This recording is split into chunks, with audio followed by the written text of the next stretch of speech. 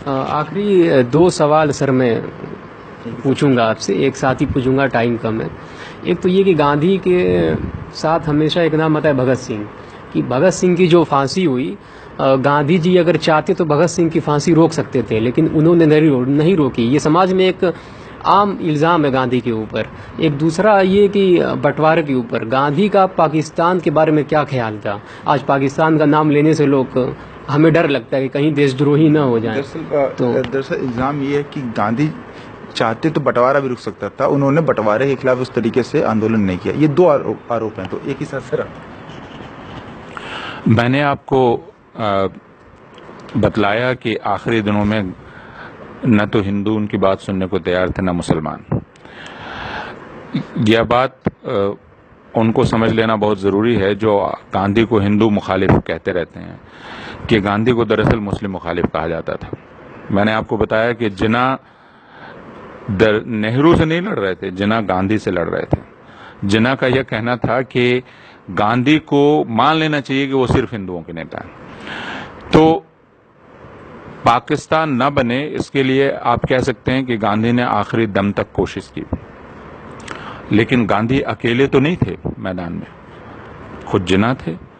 और जिन्ना, आप अगर वेंकट धुलीपाल की किताब पढ़ेंगे, the birth of new Medina, जो 2 साल पहले आई है, उसमें वे दस्तावेजों के साथ साबित करते हैं कि पाकिस्तान का ख्याल कोई मोल तोल की चीज नहीं थी, जैसे आयशा जलाल कहती हैं, है ना, कि वो ये कहती हैं कि दरअसल वो एक मोल तोल के लिए उन्होंने किया था कि जैसे तोप मांगोगे तो बंदूक मिल जाएगी, तो हिंदुस्तान में स्वायत्त इलाके मिल जाएंगे।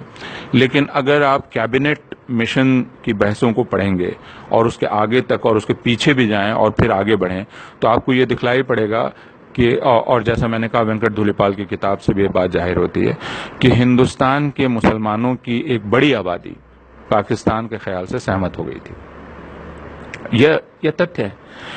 तो आप अब उस आबादी का दिमाग बदलें। एक चीज यहाँ पे ना, तो जो ये आबादी थी मुसलमानों की, इसमें हम ये देखें अशराफ तबका ज्यादा, अशराफ पसमानदा नहीं था। बिल्कुल नहीं, पसमानदा नहीं था, अशराफ भी थे।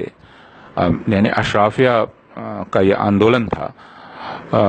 अलीगढ़ में लोग थे, दूसरी जगह लोग थे, और ये लोग फिर पाकिस्तान गए, और जाहिर है कि हिंदुस्तान में जो आबादी रही उनमें अशराफ भी हैं, लेकिन पसमानदा लोगों की तादाद बहुत ज्यादा है।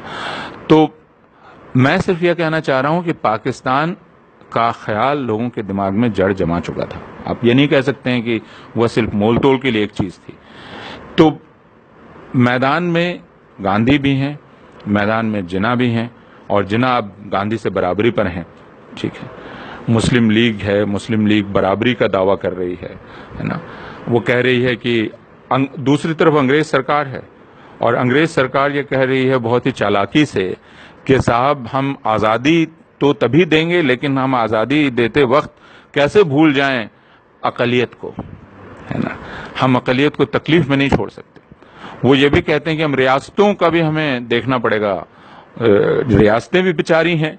अब रियासतें यानी ये जो सिंधिया और बाकी तमाम लोग, तो अंग्रेज उस बंदर वाला काम कर रहे हैं जो बिल्लियों में रोटी बांटना चाहता है, और जिन्ना अंग्रेजों की तरफ जा रहे हैं। ये बात बहुत साफ दिखलाई पड़ रही है। और एक समय ऐसा आ जाता है जिसमें राष्ट्रीय आंदोलन में लगे हुए नेताओं को ऐसा लगने लगता है कि बंटवारा बेहतर है, क्योंकि वह नहीं होगा तो ज्यादा बड़ी खुरेजी का अंदेशा है, और वे इसके लिए तैयार हो जाते हैं। ध्यान रहे, बंटवारे के लिए कोई तैयार नहीं। उस दौर की बहसों को आप पढ़ेंगे तो नेहरू और गांधी की सबसे तीखी बहस जिन्ना से चल रही है, सबसे तीखी बहस जिन्ना। वो बहस हिंदू महासभा से नहीं चल रही, वह बहस राष्ट्रीय स्वयंसेवक संघ से नहीं चल रही है। और ये इसलिए नहीं चल रही है कि ये दोनों संगठन बहुत चालाक संगठन है, राष्ट्रीय स्वयंसेवक संघ, क्योंकि वो देख रहे हैं कि यह तो हिंदू बहुल देश है ही। अगर ये आजाद हो जाता है, जिसमें हमको अपनी ताकत ही नहीं लगानी है, तो हम इस आजाद मुल्क पर कब्जा कर लेंगे, है ना। क्योंकि वो देख रहे हैं कि हिंसा भड़क रही है। तो और उन्होंने इस पूरे दौर में, यानी 1925 से लेकर 1947 तक किया क्या है, उन्होंने हथियारों का प्रशिक्षण हिंदुओं को दिया जा सके, इसलिए अंग्रेजों से मांग की है। अंग्रेजों से अंग्रेजों के प्रति वफादारी की कस्में खाई हैं। उनको खत दिया है कि हम 1942 के आंदोलन में शामिल नहीं होंगे, हम आपके साथ रहेंगे। तो गांधी की आखिरी कोशिश के बाद भी बंटवारा हुआ और गांधी ने इसको बहुत तकलीफ से कबूल किया, लेकिन उसके बाद उन्होंने कहा ठीक है, बंटवारा हो गया, अब ये दो मुल्क हैं, लेकिन ये दो मुल्क अच्छे पड़ोसी की तरह रह सकते हैं। बंटवारे के सिद्धांत को मानते हुए भी गांधी जिस बात को मानने को तैयार नहीं थे वह यह था कि आप अपना वतन छोड़ के कैसे जाएंगे। आप अगर मऊ में रहते हैं तो मऊ आपका वतन है, भारत नहीं, पाकिस्तान नहीं। तो मऊ, दो चीजें उन्होंने बताई, वतन यानी मिट्टी, हम अभी भी कहते हैं मुझे दफनाया जाए मेरे वतन में, मुझे मिट्टी मिले वहीं की, तो आप ले जाते हैं बड़ी मेहनत करके, जो भी अगर मैं मर जाऊं तो शायद मैं वसीयत करूं कि मुझे वहां मेरा अंतिम संस्कार करना, या अगर एक मुसलमान मरे तो मुझे वहां कब्र देना, वहां दफन करना। तो वतन तो वह है, आपका गांव, आपका कस्बा, मिट्टी वह है। दूसरी चीज पड़ोस, गांधी इस चीज को सामने रखते हैं कि पड़ोस कैसे टूट सकता है, और पड़ोस तो हिंदुओं और मुसलमानों का है। तो नोआखाली में जाके वे कहते हैं, नोआखाली में मुसलमान हैं, पूर्वी बंगाल में वो जगह है, और मुसलमान हिंदुओं को मार रहे हैं, है ना, हिंदू अल्पमत में है, अकलियत है। वे कहते हैं कि तुम छोड़ के जा कैसे सकते हो, तुम्हें मार रहे हैं, मरो, लेकिन तुम छोड़ के जा कैसे सकते हो। मुसलमानों को वे कहते हैं कि आप भगा कैसे सकते हैं अपने पड़ोसियों को। तो दो चीज यानी वतन, मिट्टी और पड़ोस, इसकी बात वे कर रहे हैं। तो यह कहना तो बहुत ही नाइंसाफी है। यानी जिन लोगों ने न तो हिंदुस्तान की आजादी की मुहिम में हिस्सा लिया, न अपना नाखून कटाया उसमें, वे कह रहे हैं कि गांधी ने जान क्यों नहीं दे दी।